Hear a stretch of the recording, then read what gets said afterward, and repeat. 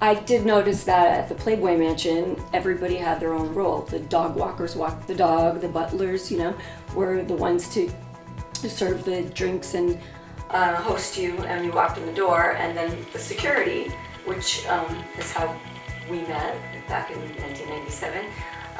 You all had your own roles. What was it like for you working at Playboy?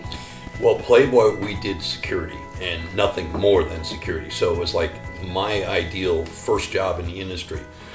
Now, when we only did security, we operated 24/7 command center. We would do all the movements with the family, meaning go out with them in the cars, vehicles, that kind of thing, go on their appointments, do advanced work ahead of time.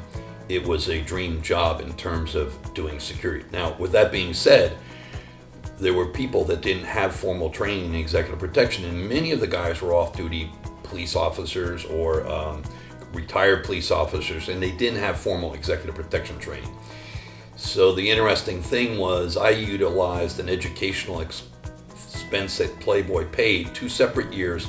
They paid me $2,000 one year and $2,000 another year, where I could go to school and better myself. I didn't know that Playboy did that. I'm the only guy that ever did it in the so security nice. industry, and the reality is even the guys told me like even a couple years ago they were still talking about that. So HEF offered that type of scholarship Yes. program where you could...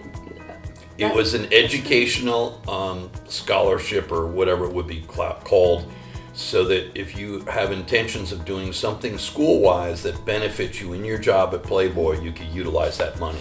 So I did $2,000 each year. I ended up getting an associate degree, which you could only get an associate degree back then in executive protection / intelligence.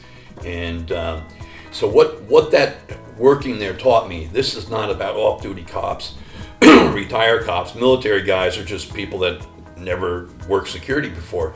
You got to get a formal education in protection work, which it's night and day different than police work, and it's night and day difference on a police academy. So.